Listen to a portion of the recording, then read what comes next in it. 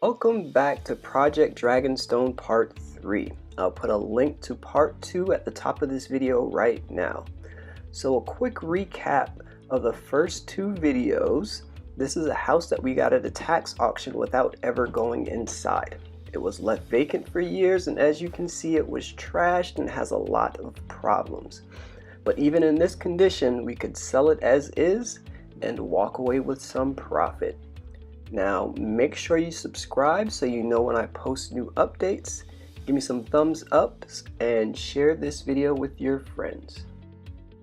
So forget the small profit, let's see if we can fix this place up and rent it out. But before we jump in, we have to set some preconditions. We have to do these things before we get started, or we have to get rid of it. So item number 1, let's set a limit to invest on this project. Item number 2, find a contractor that can do the work within our budget. Item number 3, find the funding for this project. And I quickly learned that I cannot do a traditional bank loan, so that's going to add some more conditions. Item number 4, make sure it all gets done. And the 2 other conditions was to refinance it and rent it out, so that refinance will be a traditional loan. So I'm excited and I hit the ground running and get the first 2 items done. When it comes to funding, banks don't like to lend out money based on potential value, but they would refinance once we were all done. So a hard money loan is what we got to bridge that gap. Funding secured, so we can get started. Since the house is over 100 years old, our contractor recommended a complete gut. That way we can see everything and there will be no hidden problems. With old wire, pipes, and gas lines, I agreed. So we got a dumpster and got started on demo. Well, they got started on demo. I was actually in Florida with the family on vacation. The good life. When we got back, the place was cleaned up and exposed to these studs. You could really appreciate how strong this house was built. We had a blank canvas to work with now, and did I mention that they cleaned the place up a bit?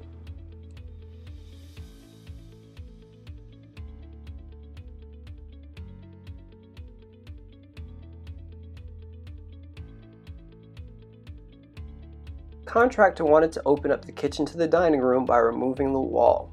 So he had a structure expert come in and let him know if it could be done. It could, but it would need a beam to go in. Now we also noticed that the floor in the house kind of pitched and rolled in certain places. So he had the guy look at that as well. And he noticed the original wood beam in the basement was shot.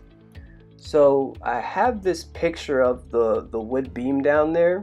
And you can see that this part is vertical now, but this is a good section of the beam. So in the middle, the vertical part was actually turned horizontal. So the house just kind of sagged down in that area, and that's what was causing the pitch and roll of the floor upstairs. Also, with a lot of the trees and brush cleared outside, I noticed the chimney was warped. And I did not want that to fall over, so that had to come down. Just like that, our budget was shot. Luckily, we got a nice cushion built into our loan, so we knew we could afford getting all of this done and getting it done right. Okay, we'll leave it there for now. Be sure to join us next time to find out what had me making this face. I'm going to save this area in the video to post a link to some of my past videos. So I'll post the video right before this, and I'll probably save a space for the next video in this series for part 4. And I will also post this DIY project that I'm doing for our kitchen at home. So I'll post a link to that here as well. So as always, thank you for watching, and I will catch you next time.